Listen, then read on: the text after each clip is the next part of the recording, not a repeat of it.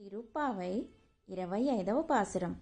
ஒருத்தி மகனாய் பிறந்து ஓரிரவில் ஒருத்தி மகனாய் ஒளித்து வளரா தரிக்கிலானாகி தான் தீங்கு நினைந்தா கருத்தை பிழைப்பித்து கஞ்சன் வயித்தில் நெருப்பென்ன நின்ற நெடுமாலே உன்னை அருத்தித்து வந்தோம் பறை தருதியாகில் திருத்தக்க செல்வமும் சேவகமும் யாம் பாடி வருத்தமும் தீரிந்து மகிழ்ந்தேலோரெம்பாவாய்.